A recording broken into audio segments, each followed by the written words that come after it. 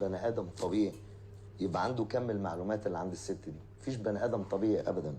غير كده الست دي انا اتعرفت عليها ازاي؟ اتعرفت عليها من خلال متابعتها في اليوتيوب للناس دي وحربها عليهم على العام. يعني انا عارفها، وممكن تكون الناس اللي في اليوتيوب ليها اهتمامات عارفه دكتور جي كاسم، لكن مش عارفه ان دي دكتور جي. فانا تعمدت فعلا اخفائها واستخدم نفس النظريه اللي هي الغموض اللي هم بيستخدموها عشان تسمعوها ان انتوا بتحبوا الغموض. لكن والله ويشهد عليا ربنا انا لم ادس عليكم معلومه خاطئه من يوم ما فتحت الكاميرا دي في العريش في شمال سيناء من 7 8 سنين، وعمري قدام الكاميرا الا مش كذبت عشان ابقى صريح، الا نوعا ما الكاريزما بتديك احيانا وضع التجمل، ان انا ممكن ابقى معيش جنيه في جيبي بس ما بينش ده. ان انا ليه؟ لان انا يعني مش عايز حد يحس بظروفي بتاعه، ده حقي. وكنت ببعد الناس عن حياتي الشخصيه. وخلال معاركي مع الفساد في شمال سيناء عمر ما الفساد تطول الى ابنائي الا تهديد مباشر. يعني أنا تم تهديدي، ويمكن اول مره ابدا يعني ابنائي حتى عمرهم ما سمعوا الكلام ده، تم تهديدي ببناتي في العريش بقتلهم بشكل واضح ومن حد قريبي. يعني رساله جايه لي مع حد قريبي ابن عمي. فكنت في معركه قويه جدا لكن لم اتراجع، وحاولوا يكسروني، واول ما طلعت لم اتراجع وكملت ومشيت حفاظا على ابنائي، مش مطرود. وعيلتي بتحبني جدا، وغلابه عيلتي كلهم في ظهري، والغلابه اقوى من اصحاب المصالح اللي ممكن يتواطئوا مع ده او ده عشان مصالحهم او يخافوا على مصالحهم. نرجع بقى كده، خلصنا موضوع دكتور جي وزيمباوي خد تمام.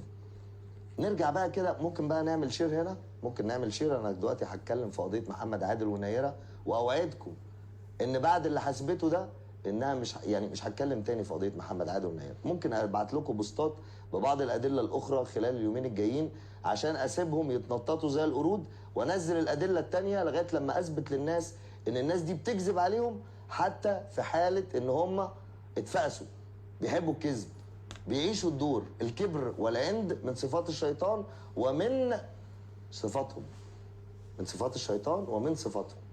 محمد عادل ونيره قضية قتل حدثت صادمة، القضية الوحيدة في العالم. اسمعوا بقى الكلام المفيد النهاردة، خدوا المفيد نقطة نقطة. هندخل في الجد، هندخل في الجد. ركز واسمع عشان مش هكلمك تاني، وده عشانك مش عشاني. قلت لك من الأول لا تتعاطف مع ده ولا ده إلا لما تشوف الحقيقة، لأن في غموض، في غموض، في طرف ثالث، في طرف ثالث. هل الطرف الثالث ده داخل مغرق محمد عادل من الاول، ولا محمد عادل كان هو اللي راح له؟ محمد عادل اللي راح له باصراره على البنت، وباصراره ان هو يكمل معاها ضد طبيعته وضد اسرته وضد امه وضد اخواته وضد خاله وضد كل عاقل كان حوله ومنهم اصدقائه. وعندي كل دليل على هذا الكلام، بس مش ده موضوعنا. انا براجع لك القصه. قضيه صادمه تم اذاعتها في بث مباشر على الفيسبوك بنفس طريقه الدارك ويب. الدارك ويب بيستخدم فيه طريقه لنشر الجرائم اونلاين، وفي جروبات ناس بتحب تشوف الجرائم اونلاين بتدفع فلوس باهظه، لان الاغنياء دول عندهم هوس بحاجات كتيره، فبتدفع فلوس في الدارك ويب عشان تخش تشوف جريمه بسم الله. على الهوا. متعه بالنسبه له، واللي معاه فلوس بقى بيستمتع بحاجات غيرنا. جاب اخر الموضوع، انشر البث واسمع اللي هقوله كويس النهارده. بنفس طريقه الدارك ويب تم نشر الجريمه في فيديو صادم للوطن العربي بالكامل، جاب مشاهدات عالميه ابعد ما يتخيلها البشر، في توثيق للجريمه غير طبيعي. ثم تم اختفاء الفيديو، ثم ظهر الفيديو من جديد. وكان ايضا هناك النيابه على يعني خلال التقرير بتاعها اذاعت فيديو. عمرو الكاشف اخذ فيديو النيابه، المذيع الرسمي في النيابه. لم اخذ من الفيديوهات اللي نزلت على السوشيال ميديا، ومشيت ورا ان ابو تيشيرت اصفر اللي هو تقريبا كلنا اجزمنا هو مين، ان ابو تيشيرت اصفر ده مشارك في الجريمه ومحرض. وبالعقل والمنطق قلت الموضوع، اتشهرت بيه، اصبحت مفجر ابو تيشيرت اصفر، مقذف ابو تيشيرت اصفر الفظيع، ولقيت نفسي في صداره مع ايه؟ مع الوطن العربي، في ترند غريب ما كنتش عامل حسابي عليه. ثم فجاه ابتديت افكر مين ابو تيشيرت اصفر. فلما احمد رجب طلع قال شخصيته، واعلنها ابتديت افكر في هذا الاتجاه. فوجئت ان احد افراد اسره القتيله وهي هدير بتهاجمني وبتقود الهجوم بشده رغم اتفاقي معها ان انا مش هجيب سيره نيره، والتزمت ضدي في دفاع عن ابو تيشيرت اصفر. انا براجع لكم القصه عشان انتوا بتنسوا بس، وبسرعه كمان في نقط سريعه. ثم فوجئت ان محامي محمد عادل احمد حمد يقوم بالدفاع عن ابو تيشيرت اصفر، مع ان المنطق والعقل بيقول ان المشارك في الجريمه او المحرض لابد ان يظهر، والمنطق والعقل بيقول ان توثيق الجريمه وتصويرها بهذا الشكل غير طبيعي. وابتدى عقلي يقودني من خلال حواراتي مع المثقفين والسياسيين اللي اعرفهم في منطقه وسط البلد لما بنزل، ابتدى عقلي يقودني ان في تحضير لشيء ما، لايه؟ لخلق ايقونه وفتنه يقوم بها الشباب ثوره، واعلنت هذا. ثم قادني عقلي ان انا اكتشف ان هناك سياسيين يقومون بالتحضير من تحت لتحت، وكان اولهم ابن الرئيس الراحل محمد حسني مبارك جمال مبارك من بدري، من شهر 7 من العيد الكبير قلت الكلام ده. تمام؟ ثم افاجئ بهجوم شرس يشترك فيه ناس كتيره. اثناء هذا كله كنت اراقب فيصل بركه اللي كانت كل الناس بتنقل لي منشوراته، واللي اكتشفت ان هذا الشخص رغم انه غير ظاهر ومش موجود قدامنا ومش موجود على الشاشه، بيعطي حاجات كتيره جدا ورموز كتيره جدا. هو دلوقتي مسحها، وامل بتقول انه بتاع ربنا، وامل دي كانت صديقتي واتزق عليا ناس كتير غير امل لتوقيعي في الغلط باي شكل. خاضوا في سمعتي الشخصيه الاول، لو مفيش فايده ابتدوا يوصل لهم عن طريق اختي وقريبي، لان هم لموا كل امين عدوات عمرو الكاشف راحوا على صفحتي الشخصيه. انا واضح على فكره، لما بتخانق مع حد بتخانق معاه اونلاين في العريش، لان العريش المجتمع القبلي صعب، لو رحت قعده عرب بتقلب الحق باطل، فانا بزنقهم. انا اتخانقت مع اختي، انا اتخانقت مع امي، لان احنا هناك كده. دخلوا على صفحتي الخاصه فرزوها زي ما عملوا مع ريري النهارده، وابتدوا يجيبوا اعدائي ويوصلوا لهم وياخدوا معلومات منها الصحيح ومنها الخاطئ ومنها اللي فيه افوره. حلو الكلام؟ انا هقول ليه ولا عليا، بس انا معاك للاخر، من غير شتيمه بقى، من غير شتيمه، بالدليل والبرهان، من غير شتيمه. ثم اكتشفت ان الشخص ده كان ليه صور في الساحل عن طريق احد اصدقاء نيره في الساحل، وهذه الصديقه امدتني بفيديوهين. الفيديوهين دول يرجعوك لمقوله محمد عادل في المحاكمه: اخو جوز اختها، ركز، اخو جوز اختها وراني حاجات هي اللي خلتني اشيل منها وابقى عايز اشتمها وانتقم منها واعمل الكلام ده. فيديوهين اتبعتوا لي، بلس اتبعت لي اكونت مؤمن لمبه، واتبعت لي بعض الاكونتات، فابتديت اكتشف ان الشخص اللي قال عليه احمد رجب ليه علاقه بالساحل. وبعدين جالي سواق تاكسي، واللي متابعيني من زمان يشهدوا ان انا اهو مركز. جالي سواق تاكسي قال لي: انا وصلت هدير اخت نيره الساحل قبل كده ورجعتها، وقعدت يوم هناك، وهرب اختفى.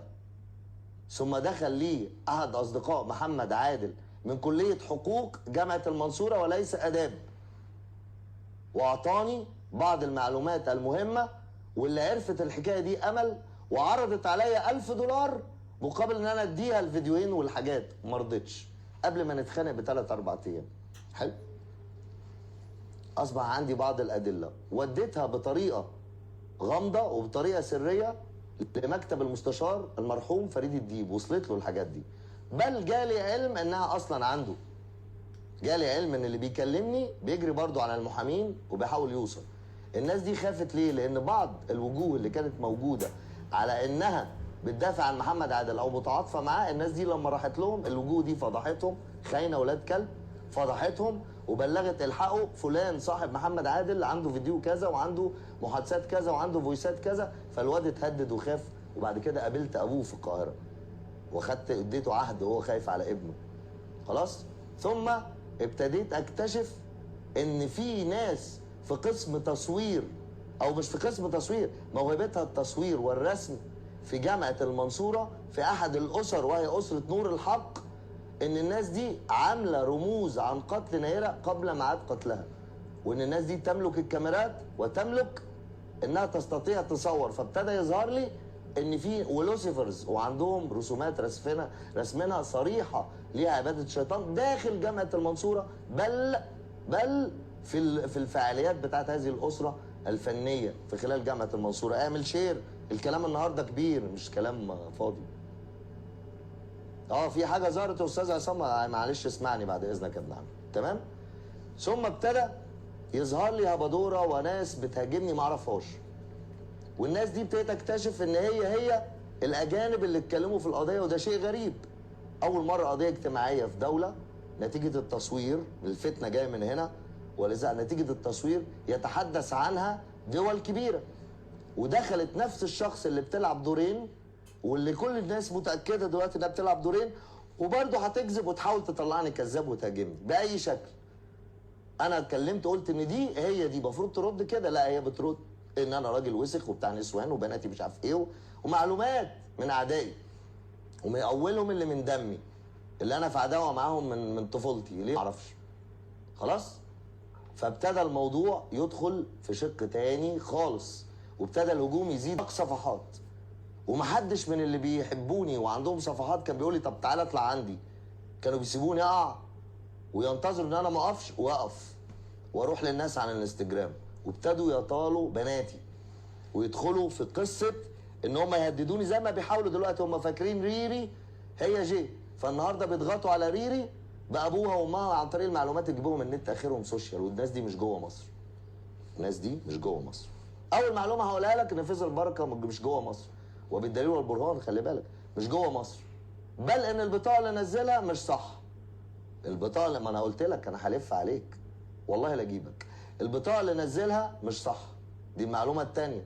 بل مش هو القبيح اللي بيطلع لنا ده، هو الفا اللي كان شغال في الخباثه واللي لا زال في الخباثه حتى الان، ومش مصري، جنسيته غير مصريه. تمام؟ النهارده هديكوا اول معلومه صادمه. مشيت ورا ابو تيشيرت اصفر وشله الساحل، وابتديت اعرف شله الساحل اسم، ونزلت عن طريق احدى الصحفيات اصدقائي، قالت لي تعالى ومالكش دعوه. نزلت وقابلت ناس في الساحل ادوني معلومات كتيره جدا، منهم اللي اعلنت عنه ان احد المتعاطفين مع قضيه محمد عادل وصاحب جروب تعاطف كبير هو جرسون. انا متاكد وجبت لكم صورته، وطلع قال انا ده كذاب.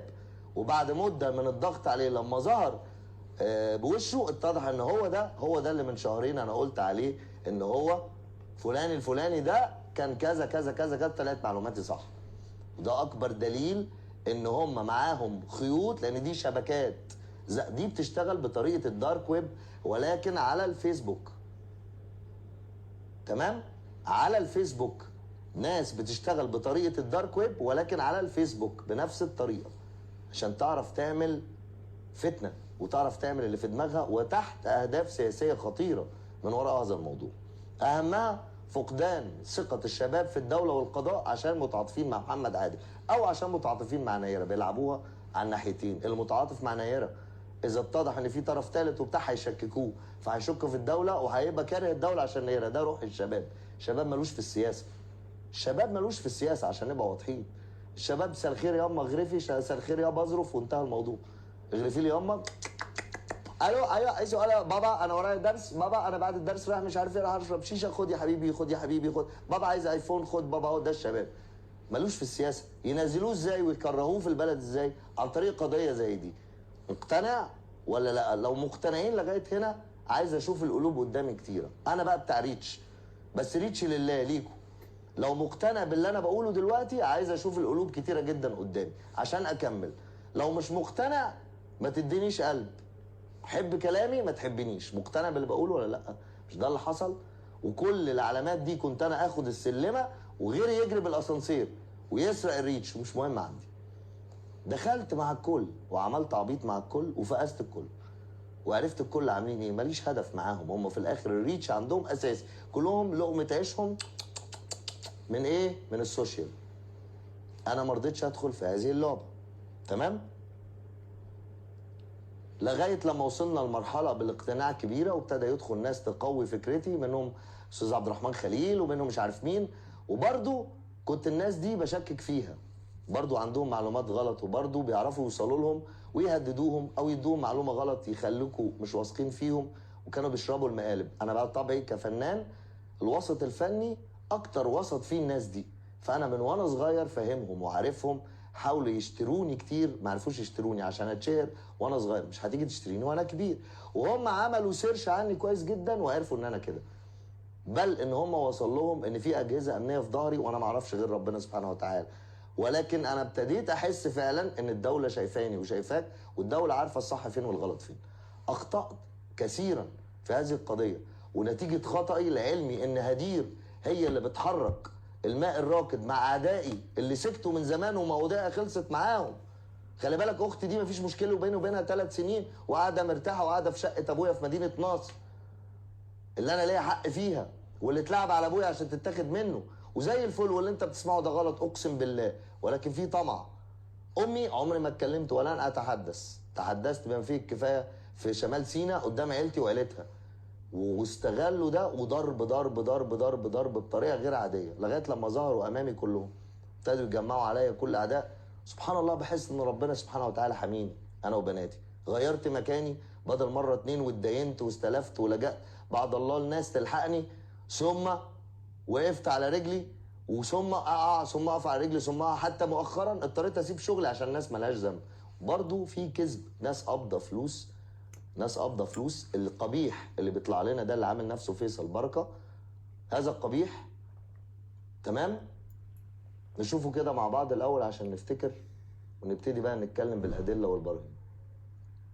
هنيجي دلوقتي للقبيح اللي طالع بيقول ان هو فيصل بركه، اللي بيهاجمني كل يوم هو امل. هنشوف القبيح مع بعض. هذا القبيح، فاكرين الشخص القبيح ده؟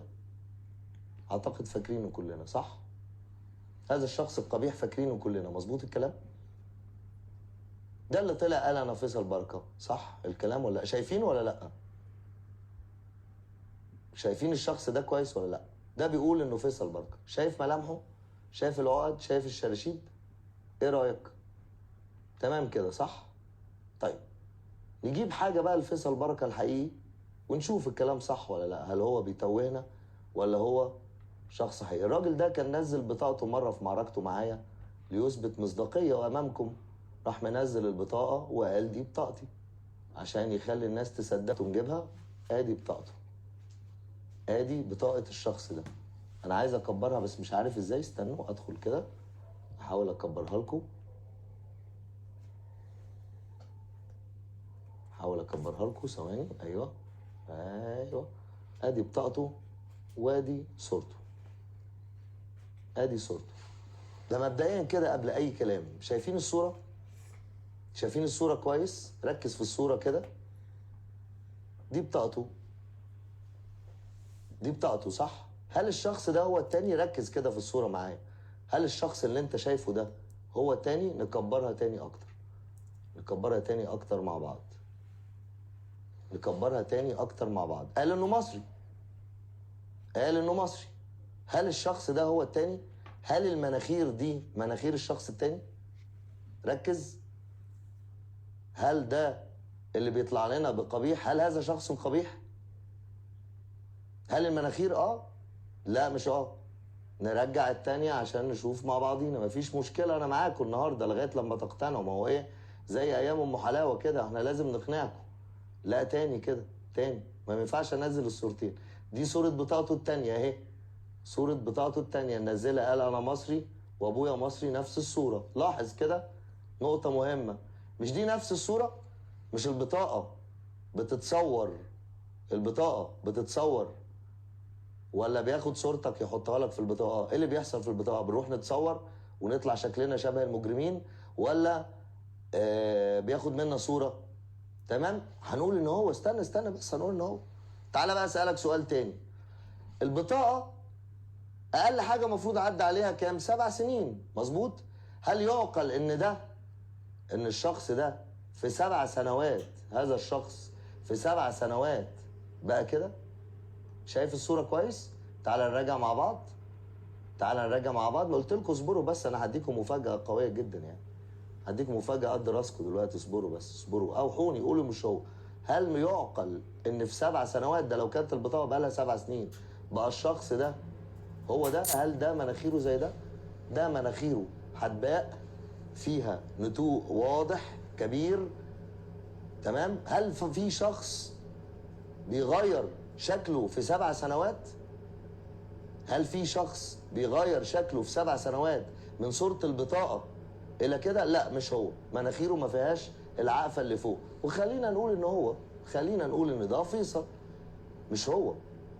طيب بصوا، اللي بيقول هو يحط واحد على التكست. لسه مكمل معاك، ما تقلقش، مش هي دي المعلومة، يعني دي ممكن نختلف فيها. أنا بقول مش هو. مش معقول في 7 سنين شخص يتحول من جميل إلى قبيح إلا لو عمل عملية توحيش، يعني اللي هي عكس عمليات التجميل. ازاي بقى يعني؟ انت ازاي النهارده وانت كنت ده انت زي القمر في البطاقه اللي بنطلع فيها كلنا شكلنا شبه رايه وسكينه ولا ايه؟ مش كلنا في البطاقه رايه وسكينه ولا ايه؟ هو شكله في البطاقه زي رايه وسكينه بالظبط، يعني كلنا. هو فرق السن في 7 سنين، متاكده يا مروه؟ 7 سنين فرق السن يبقى بالشكل ده؟ 7 سنين، انت مقتنعه باللي انت بتقوليه؟ دي عمليه توحيش رسمي. 7 سنين القمر ده يبقى قبيح بالشكل ده؟ يعني انت عايزه تقنعيني ان كلنا لما بنكبر بنبقى وحشين؟ ركزي بجد. بصي تخن المناخير قد ايه، هنرجع نجيب لكم صورته تاني. انا معاكم، ما تقلقوش، بالراحه كده. احنا ورانا ايه؟ احنا ورانا ايه؟ ورانا نركز كده بس مع بعضينا لغايه لما ربنا ايه يسهلها. تاني الصوره اهي، اهي صورته اللي في البطاقه، صورته اللي في البطاقه اهي. فين عقفه المناخير اللي هنا؟ فين عقفه المناخير؟ بصوا المناخير هنا عريضه من فوق لتحت، حته واحده. بصوا الحواجب كويس جدا، بصوا الحواجب كويس جدا. ركز في الودان كويس جدا. حلو الكلام؟ ركز في الودان. بص المناخير جايه من فوق لتحت حته واحده، تمام؟ حته واحده. نرجع تاني، ورانا ايه؟ قلت لكم ورانا ايه النهارده؟ ايه؟ يوم جميل النهارده، يوم لطيف. عشان لسه المعلومه ما جاتش، خلي بالكم، اعملوا شير.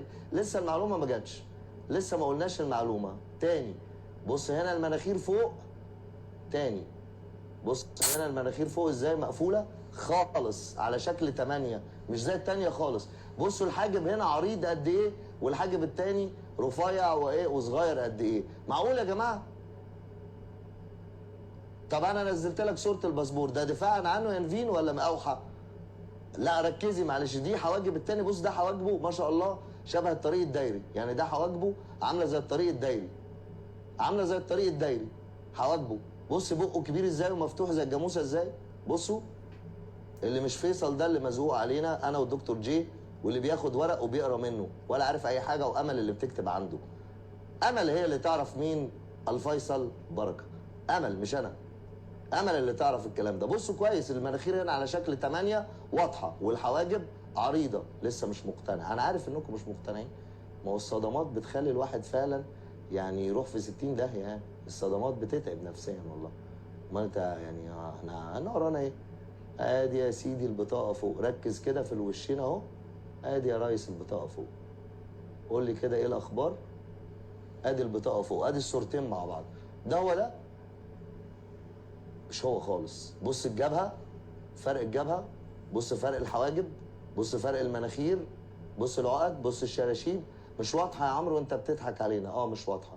اصل انا اول مره استخدم الحكايه دي، معلش اسمحوا لي ايه اظبطها لكم تاني بشكل يوضحها لكم 100%. ولا تزعلوا ولا تزعلوا، انا ورايا ايه وانتوا وراكوا ايه؟ خلاص سيبنا الشغل وقاعدين صيع فاضيين. نقعد بقى فاضيين للعالم اللي بتحاربنا دي، نقعد فاضيين للعالم اللي بتحاربنا دي. ادي صوره وادي التانيه هجيبها لكم جنب بعض بالظبط بنفس السكيل، وانت بقى اقنعني ان هو. انا عايزكم انتوا تقنعوني ان هو. انا راجل كذاب، انا راجل من اول قضيه بهبد، انا راجل من اول قضيه بهبد. اقنعني ان البني ادم ده في 7 سنين تحول من كده لكده. انت مقتنع؟ انت مقتنع؟ ولا فلتر ولا حاجه، انت مقتنع ان ده هو ده؟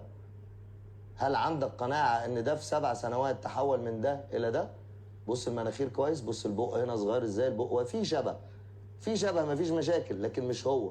بص عرض الجبهه هنا قد ايه، بص الحاجب هنا قد ايه، بسم الله ما شاء الله زي الطريق الدايري. والحاجب من الناحيه الثانيه مختلفه جدا تماما. ولا يمكن في 7 سنوات الا لو هو ماشي بالبطاقه بقاله 15 سنه. يعني لو هو ماشي بالبطاقه بقاله 15 سنه ما جددهاش، ده وضع اخر.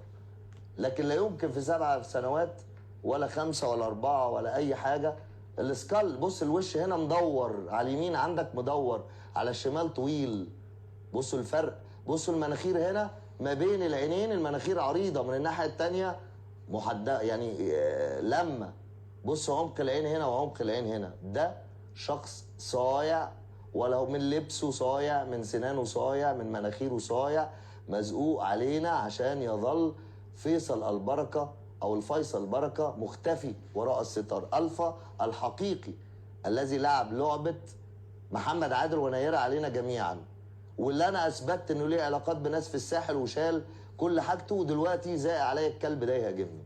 حلو الكلام. مقتنعين بنسبه ايه؟ كل واحد يكتب نسبه اقتناعه قد ايه. البطاقه دي ما يطلع لنا الجديده. هو يعني بيثبت ان هو الفيصل نسبة اقتناعكم قد ايه؟ اكتبوا لي النسب من فضلكم قبل ما اعلن عن الخبر التاني. ها؟ نسبة قد ايه؟ ممكن يكون بطاقة قديمة، ممكن يكون هو بس مش فارق. 7 ممكن، ماشي. 20 سنة الدقن واحدة.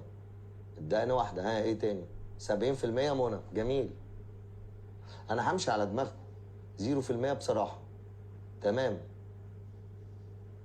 بنت خالص. تمام. قلب بنت. مش هو بنسبة 100%. لا مش هو ابدا. انا شايف مع الصورتين ان هو حقك، مفيش اي مشاكل. انا مقتنع بكلام حضرتك 100%. طيب نسيبنا بقى من النقطة دي، طالما في اقتناع وعدم اقتناع انا موافق على الكلام ده تماما. طب الراجل ده متغاظ من ايه؟ الراجل ده بيهاجمني بالشراسة دي ليه؟ عشان هو بتاع ربنا، وعشان هو راجل محترم، وانا افتريت عليه. هذا الشخص انا افتريت عليه اللي هو ده، طالع بيهاجمني، وده فيصل بركة، وانا معاكم وهمشي معاكم لغاية اخر الموضوع. تمام. و10 على 10. يلا يا عم فيصل بركة، اديني ايه وديتك بعيد، ونقول ابلاي. تمام. هنقول هو بيهاجمني ليه؟ ممكن بسبب المخدرات، وارد. بيهاجمني ليه؟ متضايق ليه؟ وفين الناس اللي كان بيزقهم؟ فين ام حلاوه وهبدوره والناس اللي كان بيقول لي بزق عليك هبدوره وبعمل وكذا، ولو انت عايز تتواصل مع مش عارف ايه اكرم سلام ولا نسيته؟ مش كان بيفوضني هذا الشخص على هذا الكلام؟ طب ايه مصلحته؟ مش قلت لكم ان في رجال اعمال خونه في البلد ورا قضيه محمد عادل ونيره، وفي غيرهم ورا قضيه زياده الاسعار، وفي غيرهم ورا حاجات كتيره جدا، وان الناس دي كلها، الناس دي كلها بتتواطأ على مصر، صح؟ فاكرين مين اللي قال لكم على هشام، اللي اكتشف لكم هشام بمساعده احدى الاخوات ربنا يبارك لها؟ مين اللي قال لكم على هشام اخو عصام، اللي كلكم عارفين عصام كان شغال فين؟ مش هو، ماشي، او هو مش فارقه والله. في الحالتين المعلومه مهمه، خلي بالك، سواء مش هو او هو المعلومه مهمه. مين اللي قال؟ مين الوحيد اللي فضل يجري على كل معلومه في الفيديو اللي نزلته النيابه العامه، وقرا الورق كويس وقال لكم النيابه العامه سالت على ابو تيشيرت اصفر، عارفه انه موجود، وتم تضليل النيابه العامه، وقالت قال لهم ايه؟ لا ما نعرفوش وبتاع، وسالوا والده ووالد نيره، والموجود التحقيقات عندكم موجوده، التحقيقات يعني في ابو تيشيرت اصفر.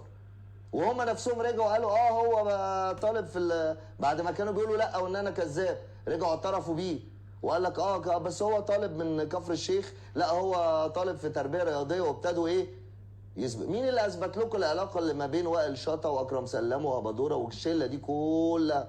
مين اللي اثبت الكلام ده كله؟ كان عمرو الكاشف، واتهاجم وكلام زي الفل، واتخذت زي الفل، واتقفل عليا اليوتيوب في 4 ايام، واخر اخر حلاوه. حلو الكلام. ليه بقى بركه ده متجنن؟ نمبر 1 ان بركه ده فيصل بركه اصلا شغال من زمان، ده اللي انا قلته لكم ونزلت لكم زمان، بس هم قفلوا الصفحات من كتر ما فيها توثيق، وموجود، ولو عايزين انزله لكم وافضه هافضه، بس انا عايز اجيب لكم الجديد، عايز اجيب لكم الجديد المفيد، سواء بقى ده فيصل او مش فيصل، ما يهمنيش. يهمني ان عيله بركه مش كلهم مصريين، ده رقم 1. ده بعد زياره للشرقيه، خلي بالكم، مش هعلن الحقيقه كامله اليوم، بس النهارده هقول اول دليل وبرهان صريح. هشام اخو عصام، اخو جوز اختها، وراني حاجات اللي هي جات لي، والحاجات دي 1 2 3 4. جميل. مش عايز اتكلم في نيره دلوقتي خالص. ده انا قلت لكم ان نيره ضحيه، انا قلت لكم الكلام ده زي ما محمد عادل ضحيه، نيره ضحيه، وتم استغلال العلاقه اللي بينهم والتوقيع بينهم. محمد عادل قال في المحكمه بدون ما تعاطف معاه اهو، محمد عادل قال في المحكمه الاكونت ده بتاعي، الاكونت ده بتاعي. لا يا فندم، الاكونت ده حد عمله واستغل، يعني حد عمله واستغل المشاكل اللي بينه وبينها عشان يشتمها يوقع بينه وبينها، قال كده. رجعنا قلنا مين اخو جوز اختها، قعدت ادور، مخي طبعا جه في هدير الاول، قعدت ادور ورا جوز هدير ما عرفتش هو مين، وبصعوبه عرفته واكتشفت ان الموضوع مش تبع هدير. ثم قلت طب نشوف الاخت التانيه. لما رحنا على الاخت التانيه ابتدينا ندور على اخو جوز اختها، لقينا هشام. نزلت لكم صور هشام مع نيره في الساحل، حصل؟ حصل ولا لا؟ ابعد بقى عن قصه فيصل دلوقتي خالص، احنا هنتكلم عن رجال اعمال كبار. حصل ولا ما حصلش؟ حصل. ووريت لكم صور هشام، وتم في الفتره دي محاربتي بقوه شرسه عشان الموضوع هشام ده يتقفل، وفعلا انتوا قفلتوه ومشيتوا ورا اللي بيتوهكم. انا لغايه هنا كنت ماشي صح، لغايه هنا. هشام اخو عصام، عصام اشرت ليه اكتر من مره، بل انتم انفسكم اشرتوا لعصام اكتر من مره ولعلاقاته من خلال شغله في الفراخ، وكنتوا بتسفوا عليه وبتقولوا بتاع فراخ وبتاع، صح؟ يعني انتوا عارفين شغل عصام فين. جميل. انا راجل كذاب، انا راجل كذاب، وهو فيصل وانا كذاب ولا استحق منكم المتابعه.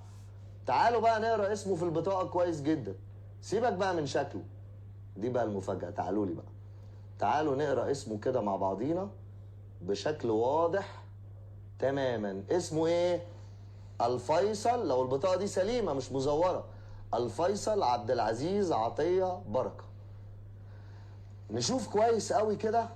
الفيصل خط تخين، عبد العزيز خط تخين، عطيه خط تخين، بركه خط رفيع. برضو يمكن اللابتوب ولا البرينتر بتاع الداخليه فيه مشاكل، جايز يعني، جايز، او الراجل كان عامل بولد وشال البولد فبقى مش عارف ايه. اسمه ايه اللي اعلن عنه؟ الفيصل تاني عبد العزيز عطيه بركه، الفيصل عبد العزيز عطيه بركه. يبقى لما نقول عمر عبد العزيز عطيه بركه يكون اخوه، مظبوط الكلام؟ لما نيجي نقول عمر عبد العزيز عطيه بركه يبقى اخوه. اهو انا ماليش دعوه بشكلك وانت يا عم فيصل وانت جامد، بركاتك يا جامد. لما نقول الاسم ده هنا بقى انزل لكم بقى بالمفاجاه. مين عمر عبد العزيز عطيه بركه؟ نشوف بقى المفاجاه دي مع بعضينا، ودي مفاجاه النهارده هسيبها لكم لغايه اخر البث موجوده، وابتدي بقى اخد ارائكم. نسمع كده مع بعض. عمر عبد العزيز عطيه بركه عضو مجلس اداره سابق، عضو مجلس اداره سابق في ايه؟ شركه المنصوره للدواجن.